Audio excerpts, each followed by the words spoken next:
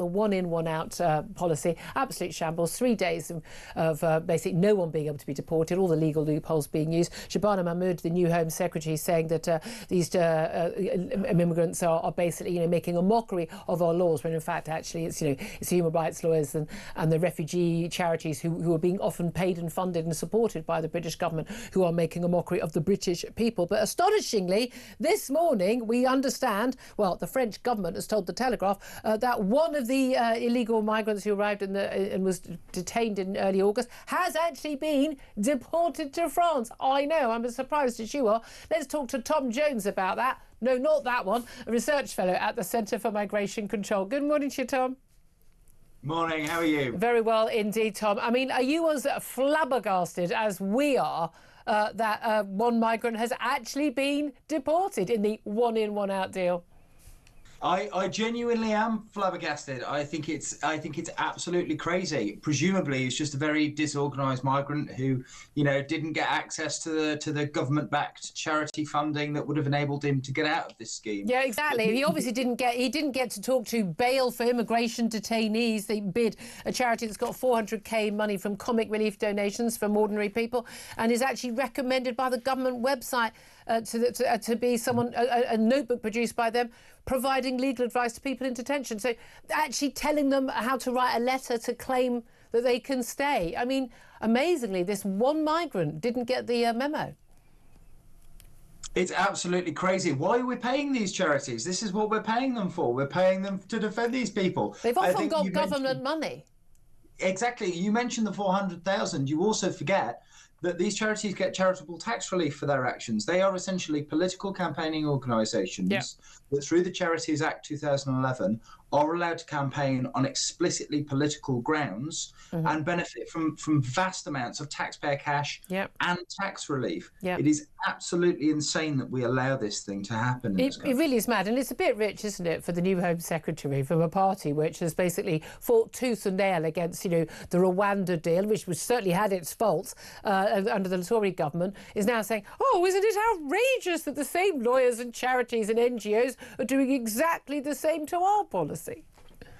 Yeah, one wonders what Keir Starmer will make of that, given his one personality trait is that he is a lawyer. But I think this is very telling that Labour are having to come to grips with the realities of operating the immigration system.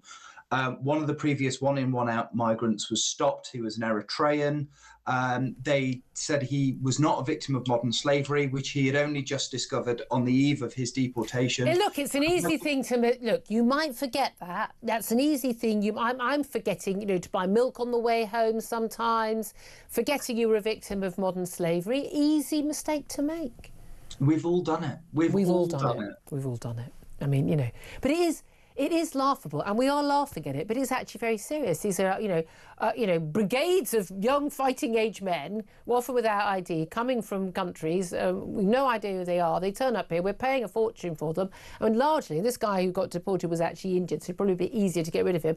Indians are certainly not the majority of people coming. And we basically can't get rid of them. No, we actually we really can't. We are massively constrained by our not just our membership of international signatories of international law, but in the legal bureaucracy and the activist charity blob that we have allowed to develop. Basically taxpayer funded at almost every stage that has grown up with the only single objective of keeping as many migrants in this country as possible. Just briefly, why do you think they are motivated to do this? Is it because they are just do-gooders and they genuinely feel these people are victims? It's always young men. I'm not sure they're the biggest victims around the world, certainly not from Afghanistan. Why is their motivation? I think that is part of it. Also, never think about anything else when you can think about incentives. There is money in doing this.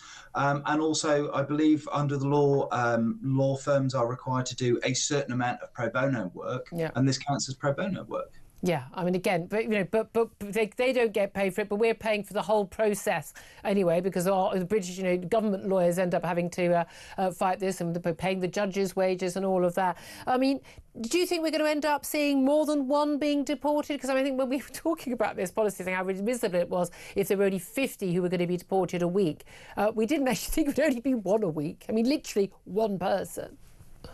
Which is now, I think, equivalent to the number of journalists they've deported on these flights. I think we will see numbers of people now that one has gone. I think we will see numbers of people being deported, but they will be infinitesimally small compared to the increased migration flows that we've seen coming in. And that's the key, isn't it? And of course, they will, those people, we then have to accept, we understand on Saturday, the first one in plus will be coming from France, and we'll wait to see what joys that brings. But of course, we won't be allowed to know who they are, will we? No, of course not. Of course not. That would be unreasonable for us to ask, who these people are or where they're coming from. That would be completely wrong. We just have to take them. Absolutely. Tom Jones from the Centre for Migration Control, thank you very much. I mean, we're laughing because it is so awful. It is now risible, is it not?